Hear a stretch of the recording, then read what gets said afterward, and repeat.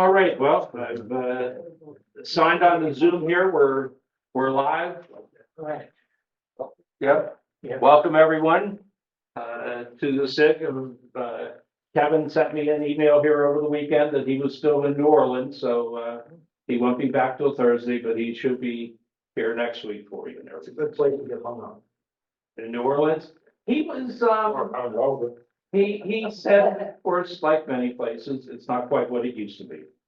And he had some safety issues there at nighttime and everything that he didn't feel comfortable being out on the streets and everything. But that's too bad, because, I mean, I know the times I've been there, we had a lot of fun and everything. Oh, yeah. Good time and everything, so, but he should be back by next week, God willing. And that, so we have a few videos here to show. I'm gonna try with Larry's first. Because this is gonna be a challenge to see how this plays or something. So Larry, you wanna tell us about your Okay. DVD? Yeah. Inherited. Yeah, a few weeks ago, Monica was the one who said she'd been to both the Van Gogh experience up in Phoenix and the one in Townsville, Oro Valley. And I mentioned that to my friend Pat, and she'd never seen that, so we went to see it on Saturday. And I agreed with Monica that that's better than the one up in Phoenix. The one in Phoenix is a multimedia experience. The one in Oro Valley tells you a whole lot more about Van Gogh. So we came back and I dug out, well, I didn't dig out because I got it on YouTube, but I learned that Gene is right. After they've been on a few years, I don't know whether the resolution changes, but the transitions sure look a whole lot different from the way I made them. Anyway, so I was talking to her and she said, I was telling her about Paul McCreary wanting stuff. So I thought, well, I'll dig this out, bring it here, see if it's worthwhile to give to him. Okay. So this is on Van Gogh. Okay, but this is on another continent. It is, yes. So just to put a plug in for both Paul and myself, we need videos for our shows. And don't have shows without videos. So I finally did get, thank you, Daryl. Yay.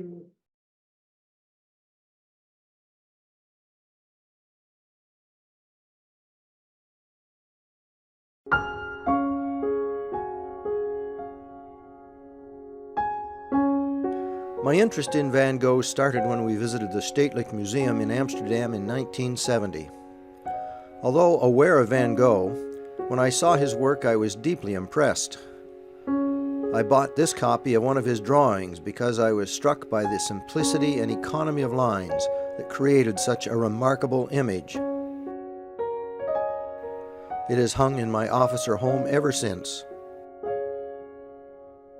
Vincent van Gogh was unsuccessful in business and love, leading to bouts of depression. His early paintings from 1880 to 1885 were in the Dutch style, very dark. His brother Theo supported him financially all his life, from his first formal art studies at age 23.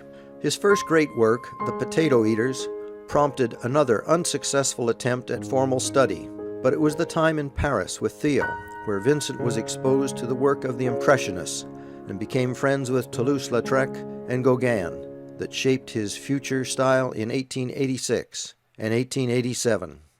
He sent Theo this sketch of his house when he moved to Arles in 1888. This painting shows the house. It was destroyed by bombing during World War II, but we drove past the location every day we went into Arles. The railway bridge in the background became very familiar to us. The weather was cold when he arrived in February, but in March he wrote to Theo saying, "The sky is a hard blue with a great bright sun." His letters described what he saw. There are lots of beautiful things, a ruined abbey on a hill covered with holly, pines, and gray olives. We'll have a try at that soon, I hope. Van Gogh is referring to the Abbaye Montmajour. We passed it on our 10-minute drive into Arles.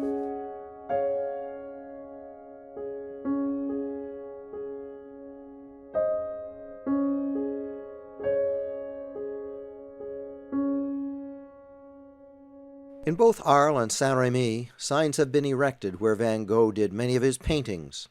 He wrote to Theo, "I brought back a canvas today. It is a drawbridge with a little cart going over it, outlined against a blue sky, the river blue as well, the banks orange-colored with green grass, and a group of women washing linen in smocks and multicolored caps."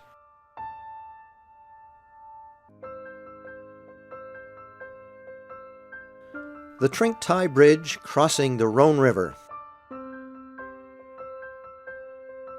He was impressed with the Provençal skies. He wrote, "I must also have a starry night with cypresses, or perhaps, above all, a field of ripe corn. There are some wonderful nights here." Although I couldn't photograph the starry sky, we did enjoy the sunset over the Rhone. The Café La Nuit in the Place du Forum continues to be a popular spot, every day and every evening.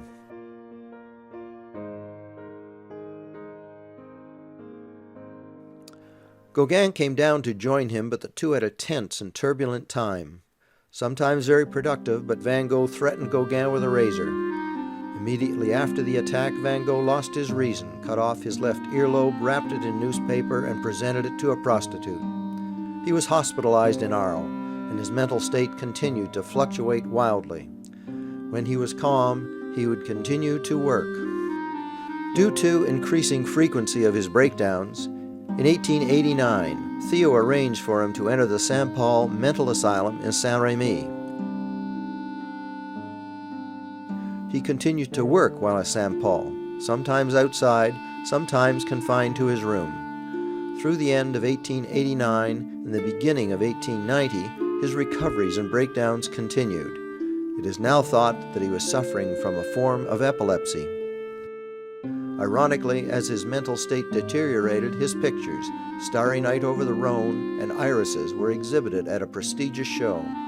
In May 1890, he moved north to Auvers-sur-Oise, near Paris, to be under the care of Dr. Gachet, whom it was felt could help him, and also to be closer to Theo. In June, he produced more of his best work, and his health improved. But in July, Theo's health declined due to financial difficulties and the ill health of his new son. Vincent was devastated by Theo's condition, and although he continued to work, he regarded himself as a burden to Theo. Later in the month, Van Gogh went for a walk and shot himself in the chest. On 29 July, he died in the arms of his beloved brother Theo. 6 months later, Theo died, never recovering from Vincent's death. Theo's wife Johanna sold many of Vincent's paintings to spread knowledge of his artwork, but she maintained a private collection of his works. This collection of Vincent's work and the many letters between Vincent and Theo was loaned to the Stedelijk Museum. In 1973, the Van Gogh Museum in Amsterdam was opened, and this collection was moved there. The loss of Vincent van Gogh at age 39 was sad, but the beauty he created lives on due to the love of his family. For our appreciation.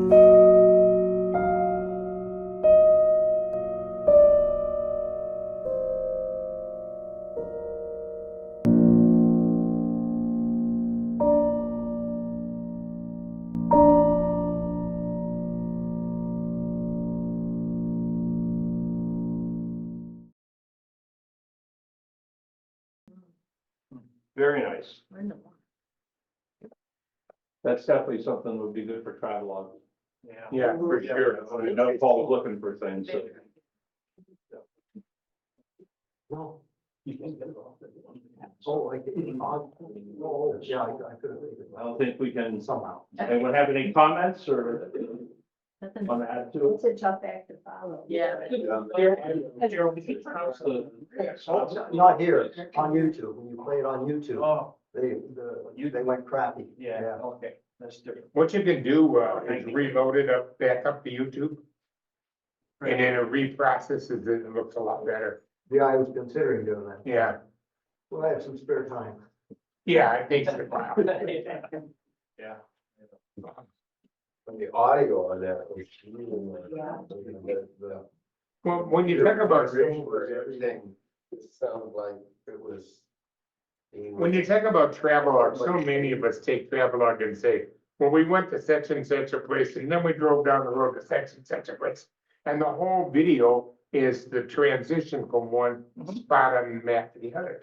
But see, he's taking a whole different approach. You've got a travelogue, but it's based on the persona and where he went. And that's a whole different approach. And I like it. It's interesting. Really interesting. Yeah. Great piece of history too, just, you know. Yeah. So when did you put this together? 2012, Wow. that was our first trip to France, Uh-huh. in recent years. I liked how you took the, the paintings and then the photographs of the Yeah. same thing, that Mhm. And I was. got access to them from a gallery in Toronto. They gave me permission to use it. So did you have that in your mind, what you wanted to create when you? Well, this idea in the steps of somebody, it was Van Gogh. I did another one in the steps of Farley Mowat from that same trip. You probably don't know, he's a Canadian author, or was. That's why you don't know. That's right. Oh, my God, you guys are bad. That's why I'm here. I read every one of his books. Have you? Yeah, big time. Good, okay. But I know what a Another movie one is. was set on his book Aftermath, if you've read that. Probably, Yeah, it's been a while. Wow. Nice. I remember the one thing because I went to the Van Gogh Museum, which is an amazing place to go, and then they have, like an auxiliary to it and everything, where they have some, because the one that was going on there was, his olive orchards, and I mean, there must have been 20 or 30 paintings that he had done. But when he was, when he went up, to Paris to be near his brother in the end, what I read was, he painted a painting every day. There was a new painting each day. Wow. Before he took himself out. So, but like many artists, they get their fame after they're gone. Yeah. I think it said in that last museum, he sold one painting while he was alive. Yeah. Truly a starving artist. Yes. Yeah. Yeah. Very good, very good. All right, well, Gene, we're gonna go with yours next here. The short one here. I gotta explain a little intro here, it's just two levels.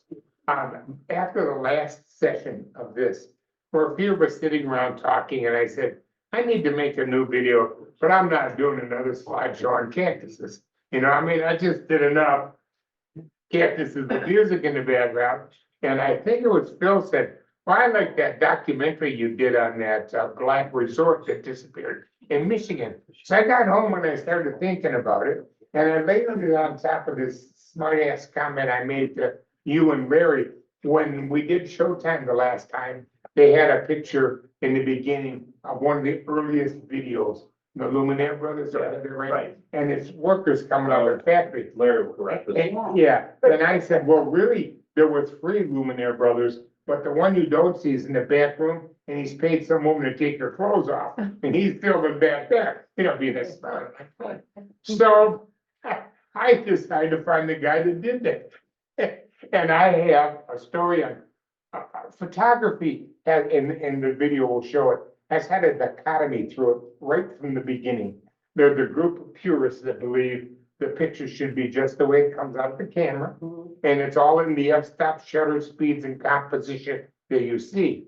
And then there's pictorialists who think you ought to just manipulate the shit out of it any way you want. Scissors, steel wool, glue, bleach, just go at it.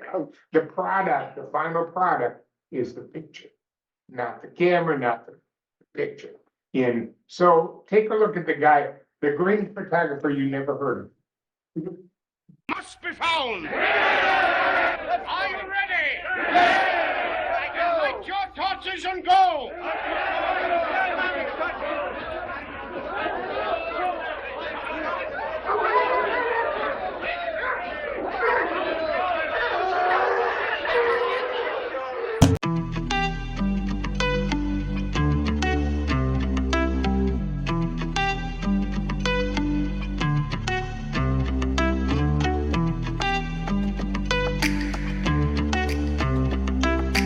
You know who made it.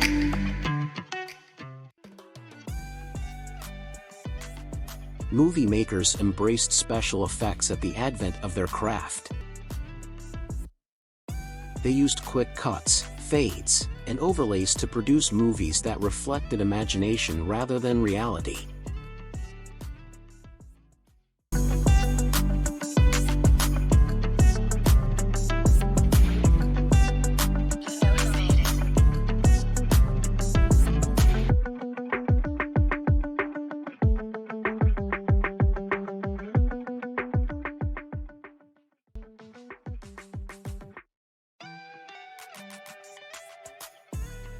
Photographers didn't embrace special effects. In fact, photography was dominated by purists who demanded photographs that were exactly as they came out of the camera.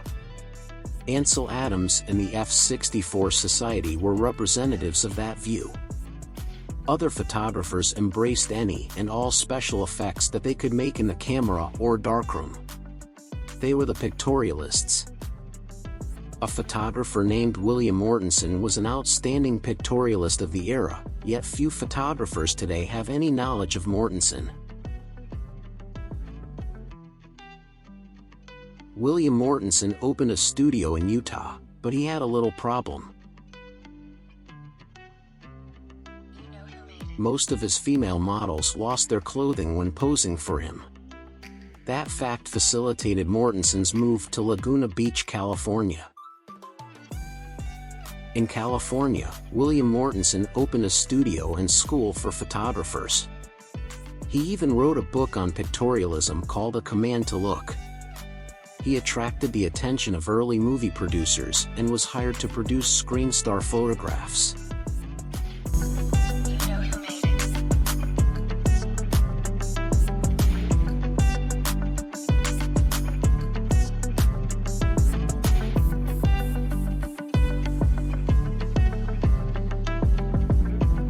Mortensen's problem cropped up again, and many silent screen legends somehow lost their clothes in front of his camera. Mortensen crossed another line and used his pictorial skills to give messages of a spiritual nature with a series of photographs called King of Kings. Mortensen moved on to another controversial topic with a collection of pictorialist photographs on witches.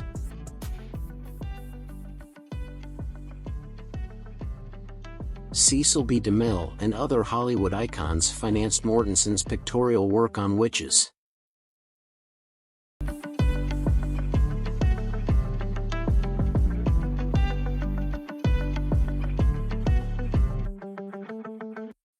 William Mortensen moved on to another pictorialist project called American Grotesque, involving photographs and books. William Mortensen was featured in multiple magazines and exhibits, and he was a spokesman for companies like Kodak. That old dichotomy between purism and pictorialism killed William Mortensen's claim to fame. Ansel Adams said William Mortensen is the devil incarnate. He wouldn't allow any of his photos to be in the same show as Mortensen's. Up until probably the 1980s, until Deborah Ermis did the first show at Barnstable Park that traveled to New York and San Francisco, that was the first resurrection of Mortensen. And this is a picture of him. It's called The Quest for Pure Form, and this is where he's mocking the purist photographers like Ansel Adams and Edward Weston. But he, I think we can look at him now with fresh eyes and with the ability to research things so much more easily because of the internet. We can understand more about him. We can make more connections about his work. So I mean, personally, I've come up with like 16 things that to me are why he is still really important. And I'm just going to show you a couple of them. So this image is using Meredith, probably from 1926. It's untitled. It's an experiment. Okay, so his work has been reviled by everybody during this time. Even Deborah Ermis, when she did that show, you'd read the reviews and people were really dissing Mortensen. It was like, why are we looking at this crap? Basically, I mean, it was what was being said. photography has always had this ongoing battle since the 19th century of things that are documented, the camera being pointed at people or situations, somebody pushing the button, taking the picture, going in a darkroom, doing this mechanical process. The mechanical process of photography made it a disregarded art form up until really the 1960s or 1970s.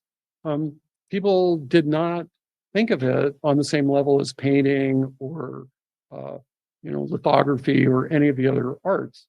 And so there's that difficulty, and that's why the battle brews between Ansel Adams and William Morrison, because what they're trying to do is raise photography up as an art form, and each camp has their own way of doing that. Um, so the so Morrison, I think, becomes really important because you can see this is a manipulated version of that last picture. If you look at the floor is not, the floor is still blocked out. The body is stretched. So I have no idea how he actually did this manipulation. Um, and he approached photography like an artist instead of a photographer. To him, everything was a fair game. And he said this, and I'm going to give you a quote.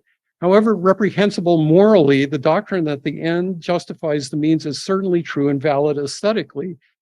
Throughout the choice of technical methods and materials, there's just one fundamental law to be observed. All methods, all materials, all processes are legitimate if the essential emotional and dramatic effect of the product is, by their use, enhanced. So it was natural for him to go in and use his hands to manipulate, to draw, to take away parts of the photograph, to add things that weren't there before. That was just his mentality. But that is why people hated him, is because it went against the pure nature of what they thought photography as a darkroom practice was. So because of that, I think Mortensen, in his writings and his imagery, is the first photographer of the 20th century to consistently, over 30 years, argue for the manipulation of the photographic image. And no one really had done that in the way that he had done that in his books, his writings, and his teaching. Mortensen's work is available for viewing as his wife donated all of his collections to the University of Arizona's Center for Creative Photography.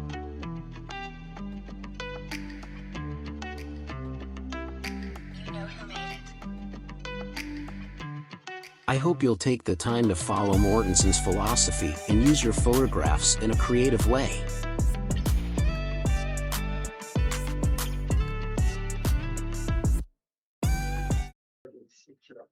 At the end, because she was his wife. He married her when he was 36 years old. What's funny is Ansel Adams' collection is also at the university. Is it? Yes, it is. Okay, that's the odd part, is they both turn on the signs. Daryl, Turn on the signs, please. I didn't know that. Oh, yeah, absolutely. They're both rolling in their graves. These Angel Adams. Yeah, because there's kind of a revival of Mortensen stuff because of the basic philosophy that it's the f-stop or the shutter speed or the brand of camera that makes the photograph. It's the photographer who manipulates it, and then we have big stress on after the picture editing. So, with modern digital stuff, my God, it's like It's a whole different world. help yourself. Right, You gotta right. create But there was still some manipulation back then in the film. Oh, he did a lot of it. I mean, seriously, they said he cut pictures out, made collages, rephotographed them, did all kinds of stuff. And I kidded around about the nudity, but that also bothered Ansel. He didn't like the fact like that Mortensen did that. Well, Gene, the police are on their way over here now. Yeah, it is. Yeah, other stuff that I got in trouble. Thank you, Gene. Sounds like a field trip to the U of A is in order. Yeah, I also mentioned that maybe we can get somebody for the Center for Creative Photography out here as one of our speakers. Oh, that'd be great. Wouldn't that be interesting? Yeah. So I mentioned it to the lady that started the speaker series. And I'm now mentioning a field trip to you, Monica's not here. to Whitford, Monica's here. Yeah. Tom, you have to pass that on. I'll do that. Yeah, because when we went up for the Linda McCartney retrospective, the folks there were saying, we've got all these other collections and everything. We'll be glad to bring them out. Yeah. Oh, So, really? Yeah. So, There you go. so that would be the thing would be, they're trying to figure out, do a Mortensen, Ansel, Adams, compare and contrast. Oh, my God. So, and it's all our own personal choice and everything.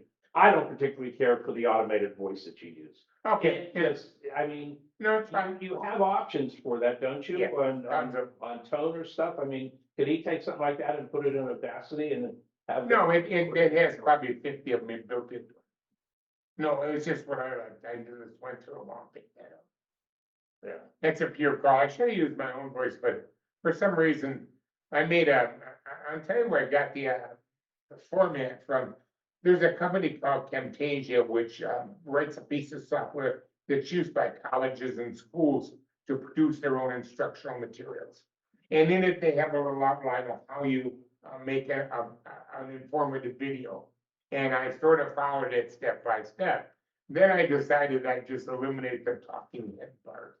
So I went with text and voice, and then I didn't like my voice, so I did that. And then there's a couple of mistakes in there. There's a misspelled word, a couple of sound glitches. But I'm gonna tell you the truth, it's going that way to Showtime, because I'm tired of that thing. And I'm not. So all the. I'm done. Oh, we got, did we get your 4 hours in? I got no time, it's got it. Just so you folks know, it wasn't me playing on my computer up here, bringing the bars up and everything. That No. was Gene. No, that was me. That was him. That's in the video. It was in the video. I was screen recording and I left the room. I mean, they ought to be able to just record the damn screen when I get a cup of coffee. Yeah, that was bizarre. And then I came back and it was all this stuff in it. Oh, my And I'm not going back and doing this over again. They just live with it. There's no grade, Gene. Good enough is good enough. Well, I don't know how many of you guys have gotten into, where you're into a project and really working it. And there comes a point where you've seen that project so damn many times, it's done. Not that it couldn't be improved, Yeah. not that it's done. But you get down that rabbit hole and you Yeah, finally it's say to done. yourself, I can be here forever. And everything. I still make a nice Showtime presentation. Oh, yeah. And it gets that. Other than philosophy the across. cursor moving around and stuff like that. You lift. Yeah, I can put down my feet. I was like, what is he? That's what I call professionalism. One of the things about letting it sit for a half a year is you think, well, I could do this, and then you get into it, and you're rejuvenated, you're ready to. Yeah, it's true. Sometimes. I pulled up a video the other day that I did like 4 years ago. And actually, I was asking Phil last week, I said, if you were gonna go in to make some changes as far as color grading, I said, give me like 3 things, and it was saturation, and I forget what the other 2, I wrote them down and everything. He said, start with those, and then you can get into other things, but if you just wanna get some basic things done, start with those. Yeah, you notice I just went for basic black. Yeah. Well, this video that I was working on and everything, and I wanted to get ready for Showtime, because I was feeling I was a little short on videos for it and everything. And then Kevin sent me some, and then I got a few others here, over the weekend, so I just took mine and said, delete. So I'm not gonna split the time, because I have too many other videos that I'm working on that I wanna do, as opposed to go back to things that are 4 or 5 years old and everything. So, all right. So the next video we have here, I'm real excited about, because this is Sharon's first video.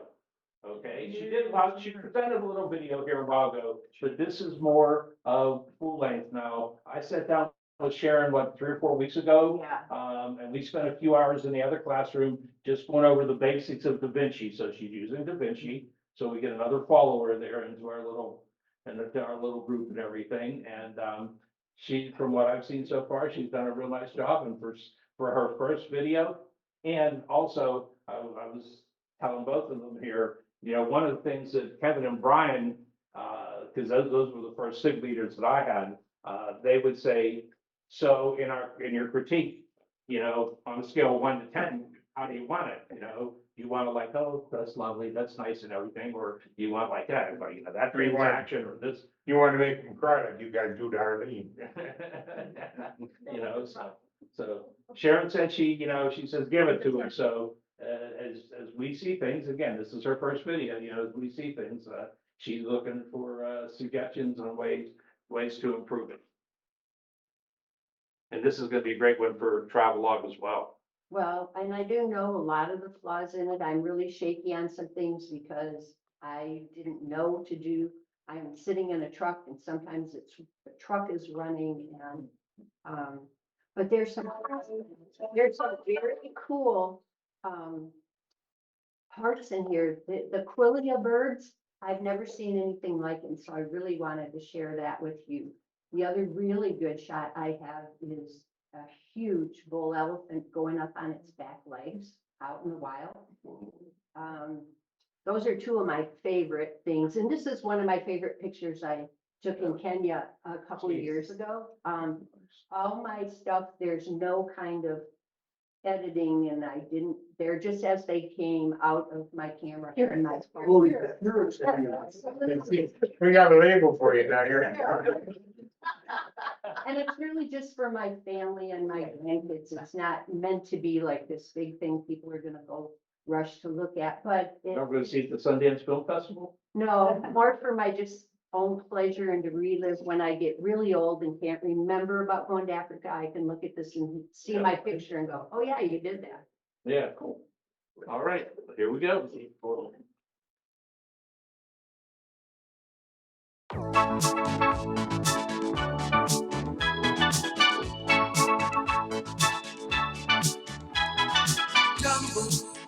Jambo bwana, habari gani? Nzuri sana, wageni wakaribishwa Kenya yetu, hakuna matata. Jambo bwana, habari gani? Nzuri sana, wageni wakaribishwa Kenya yetu, hakuna matata.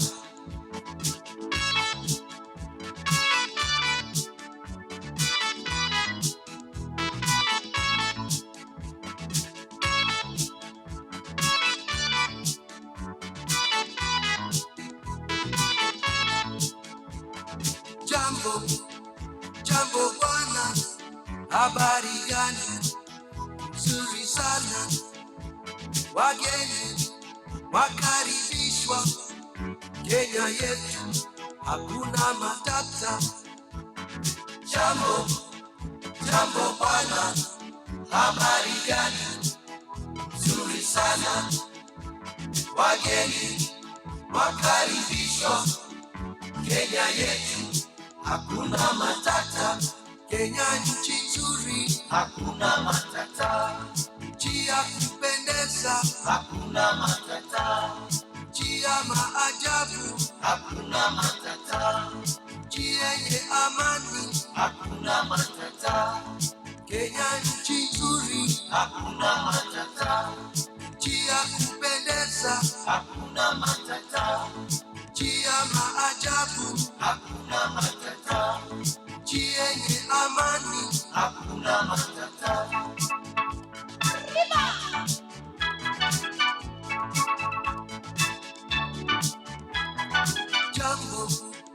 Jambo bwana, habari gani? Nzuri sana, wageni wakaribishwa Kenya yetu, hakuna matata. Jambo bwana, habari gani? Nzuri sana, wageni wakaribishwa Kenya yetu, hakuna matata.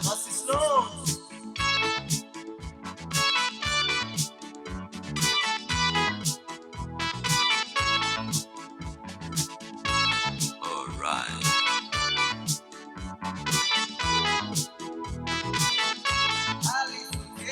Jambo, jambo bwana, habari gani? Nzuri sana, wageni wakaribishwa Kenya yetu, hakuna matata.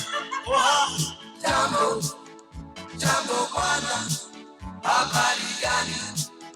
Nzuri sana, wageni wakaribishwa Kenya yetu, hakuna matata. Kenya nchi nzuri, hakuna matata. Nchi ya kupendeza, hakuna matata. Nchi ya maajabu, hakuna matata. Nchi yenye amani, hakuna matata. Kenya nchi nzuri, hakuna matata.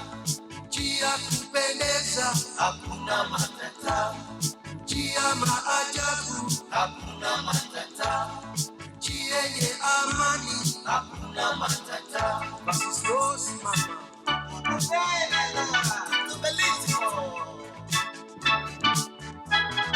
Jambo, jambo bwana, habari gani?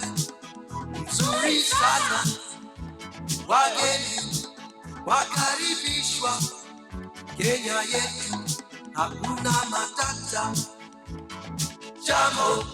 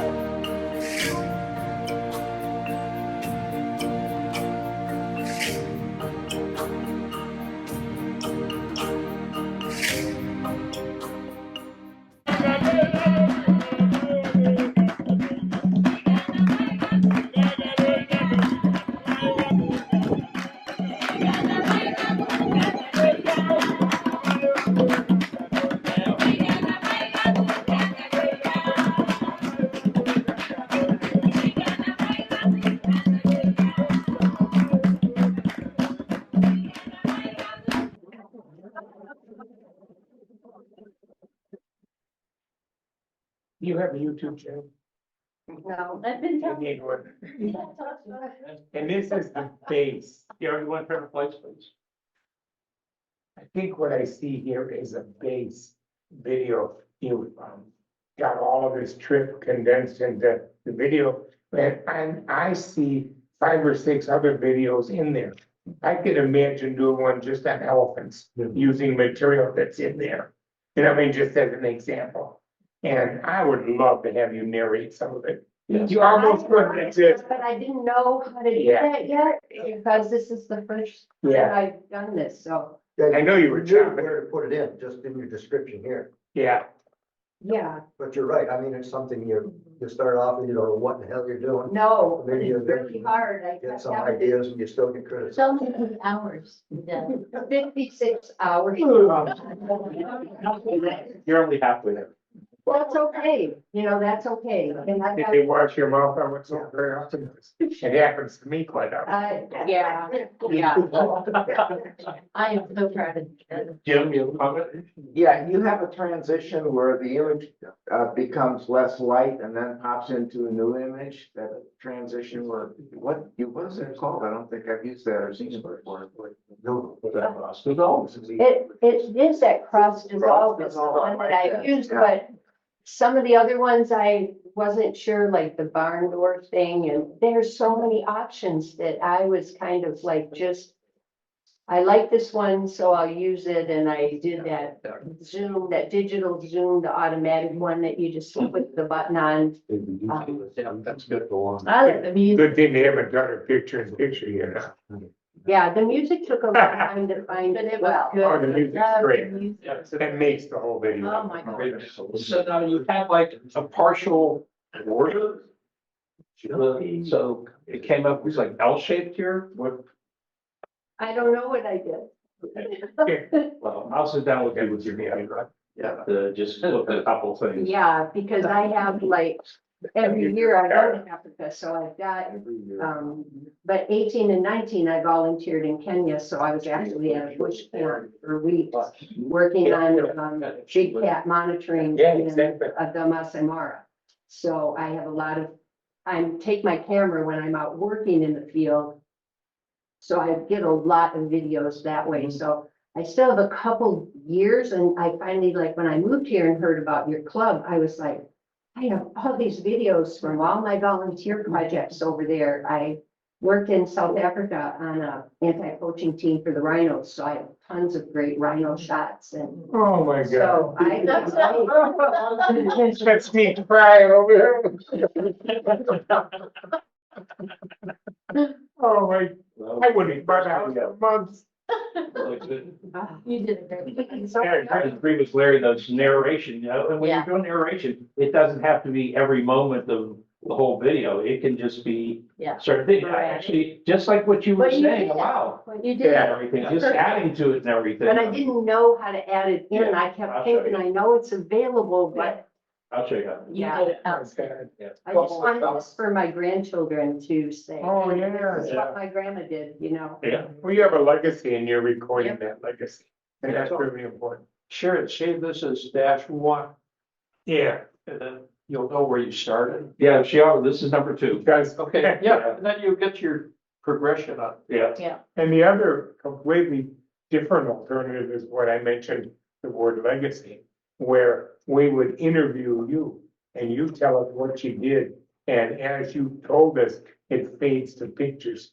from what Oh, you my told. God. Oh, Great. wow. It's an interview and then the pictures and questions, you know, and then you get a real legacy of what you did, Yeah. Yeah. Oh, my. which would really be cool. Yes.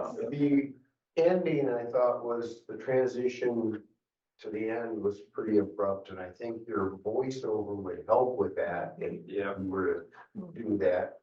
Or you went from all these wonderful, soft, great images of wildlife, and then there was this scene, and it just changed really harshly. Okay. We tried and saw it, and there were a few videos, clips that were a little long, You could shorten them just a hair. And there was one where it went out of focus and then popped back into focus, and I just edited that out. I mean, you can. Yeah, that's good. You just cut that out, But I mean, transition in It there. is great, awesome, Yeah. awesome photography. Yeah. Super job. It's well done. Thank you. On the ending, You might what if you say- took one of your sunset pictures and Yeah. put it at the very end? And faded to black or something? And just your voice too. Maybe that nice one at the lake with the trees and the water, the dead trees and the water, that's a favorite that I have. And what I had mentioned earlier interviewing you, it's the one thing we tend not to do when we're doing video shooting, is to stop and talk to somebody. Like a couple seconds with minutes with the guy and a couple minutes with somebody else. And then later on, you can incorporate that in different places in the video. It's almost a surprise. Oh yeah, I got a little clip on that, you know, it works. Well, one thing I'm really sorry of, I had Henry Bandor was my guide at one camp. And he actually, I don't know if anybody has seen the Nat Geo Wild Series Dynasties, but he was the lead person. He drove David Attenborough around when they did the wild dogs in Zimbabwe. They had a Yeah. whole thing on that. And he was the person that kept track of the dogs and scouted them and took David Attenborough every morning. He's like a legend in Zimbabwe, Wow. guy. And Yeah. when I met him, and he was our driver for 3 days, and Yeah. just talking to him about all That's, these you can things that imagine if tell you me- had about 20 Yeah. minutes of that on, Yeah. on tape. I know, see, I Now know, you but know. before I came here, Right. I would not even think to do that. You know, No. Speaking of the wild dogs, were they, I take it they were just barking up a storm and everything, getting, They usually do that, but on this one, this night, actually that morning, they had made a kill. And then this huge pack of hyenas came and took the kill away from them, and they attacked the dogs, and they actually really badly injured one of their puppies. And they knew those hyenas were still in the area, so when, this is what Henry told me, they were very quiet that night. I mean, they weren't the yipping and yiping because they knew the hyenas were in the area and they didn't want them to come and take another kill. He said it's amazing how they know we got to tone it down. They did a lot of jumping and all that, but the yipping, yeah, because I was thinking, the previous shot was of birds and, flocking around, and the noises they made that bird was thing- amazing. So it was, that was a great time to cut the music out and just let nature take its course. Yeah, I was almost thinking the same thing with the wild dogs. If they were barking up a storm or something like that. Yeah. Then, I would have kind of gone with their audio rather than the music. right, But since they were mellow, yeah. for yeah. obvious reasons. The birds. Well, the other thing is you could just go onto some places like Pixabay or that and Just get the sound bark. effects. So if you want those dogs barking or something like that, you can get Drop it it in. and then just cut it into one of the audio lines Ah. and everything. So pretty much for, most animals, you can go get sound effects for them. Yeah, so. It makes you creative, It's kind of cheap. makes you a creative video. So you can be That's right. a purist, you can be a purist on the, you can be a purist on the video and creative type person on the audio. Yeah. You can cheat. I can cheat. Oh, my God. That was great. Yeah. That was so good. Well, I'll sit down with you again. We'll go over a couple of those things. I'll show you some. The other thing I saw in some of the videos, did you do any stabilization at all? I did, I put that stable thing on, but you know what, like, I just wasn't, I'm just an amateur Yes. person. Now, I got some things to help me. I did buy a stick to take this time. I'm leaving September 7th. Yeah.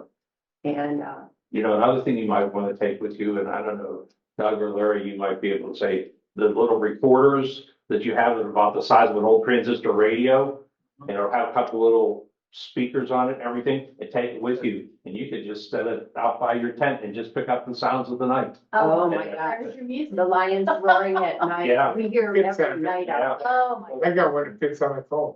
Fits on your phone? Yeah, the two little mics and the plugs right into the phone.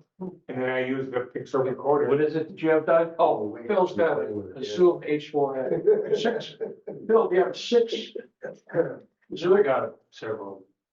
Yeah, I got 6. I got that. You see, currently onto the 4, and I think you got a 6 after that. So the difference, is that the number of microphones? Channels. Oh, channel.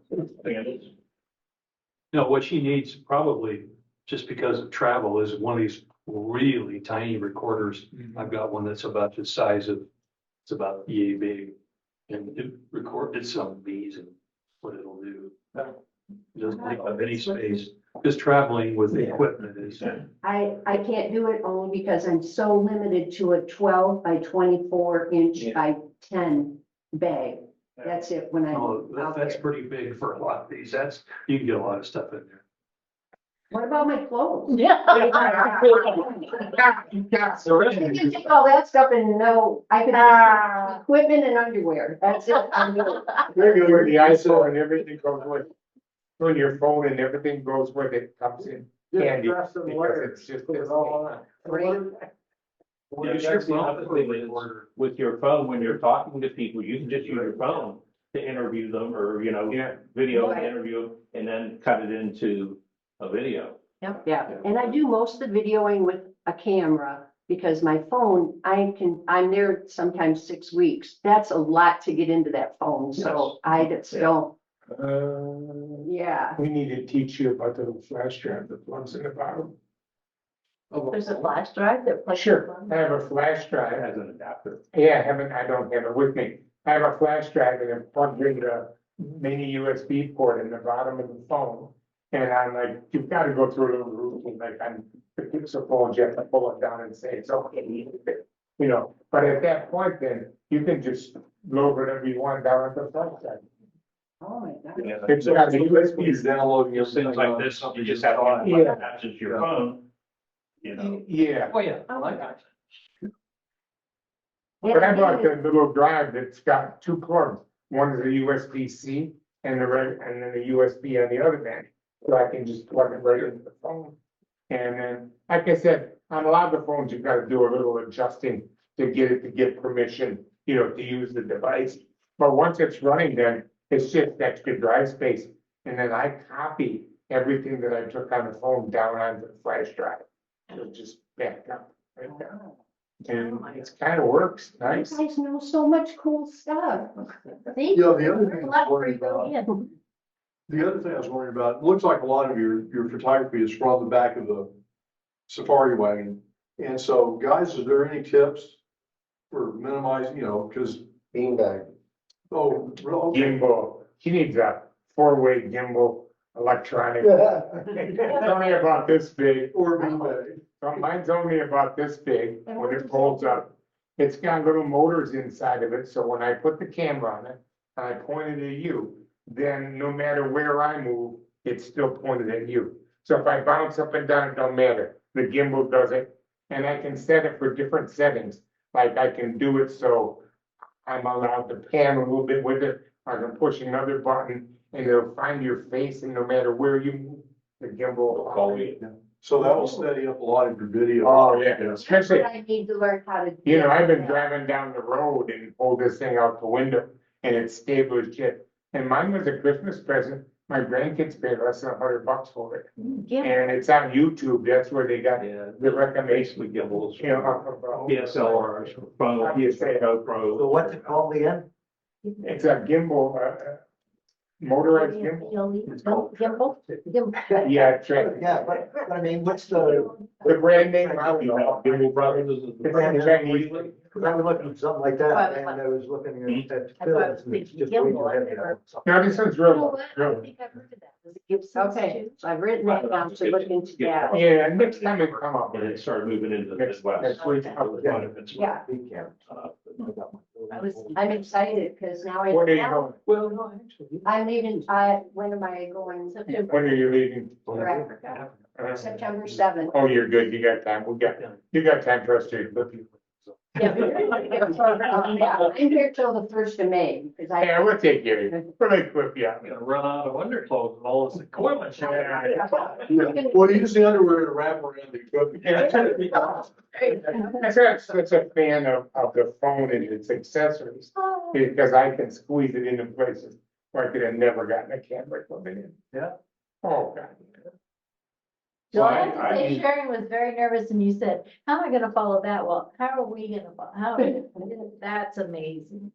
Yeah, I mean, I've even used my phone to record interviews and things like that, just Right. the phone just like it is. Just put it on record and let it go. My granddaughters gave me a really interesting thing about it. I was talking about the sound when you're using the phone to record, and their secret was to get in really close. So you put the phone on wide angle, and they're recording maybe this far away, but the sound's incredible, because you're only, Yeah. less than 2 feet. All righty, any other comments? Well, good job. Great job. Yes. Wow. Thank you. Nice job and everything. Well, those are videos that we have for today. We have, our class next week, and Kevin should be here. We have showtime next Monday night. Hope that you folks will attend Yeah. and, That open to all GVR members? yes, I'll do, yeah. And if you have friends or family visiting, we give them a pass. Yeah, amen. Showtime is open to anybody. You don't have to be a club member. Right. Because that's part of GVR's rules. So anybody that's a member can join it. Member of GVR. I'm giving you, Yeah. and their guests. Yes. Yep. Yeah. Well, thank you very much. Thank you. Thank you everyone for coming. Yeah. Well done, Todd. Yeah. Before everybody breaks, just want you to know that there's a ton of photo opportunities coming up this weekend. And the newsletter sometimes gets out before the start of the month, sometimes not. But we've got, the powwow at the mission is going on this week. Very little advertising on it. But I found in the church bulletin, the mission's church bulletin, a little write-up on it. And there's also one going on at the casino up in San Carlos. You got the Rails in the Garden tour this weekend for the G-Scale Railroad. You also have steampunk going on. Like I said, there's just a ton of things that are out there. I was gonna do a field trip to steampunk and Rails in the Garden, and I got an underwhelming response over a week. So we dropped that. Steampunk Rails to the Garden, the combination. Yeah, so actually it's 2 different field trips, one on different days, but it's something I'd encourage you to check out because it's just kind of neat, especially the Rail in the Garden of what these communities and individuals have done to keep steam railroading alive in this very small scale. Yeah.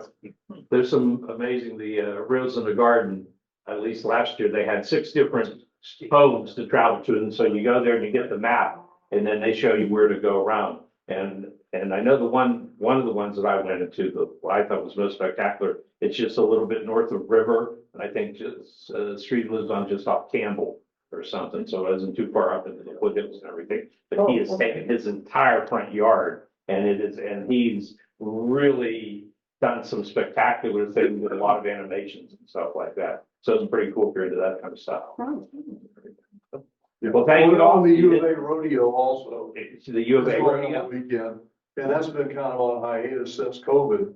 But they're coming back, I think barrel racing on Saturday and, the U of A, either Friday or Saturday, and then the rodeo on either Saturday or Sunday. But kind of be on the lookout for those opportunities. Yeah. Another Thank you excuse to all get up to for Tucson. coming and Thank you. not keel hauling me and tossing me overboard. Thanks, Todd. Yeah, thank you. We haven't done a good fuel hauling in years.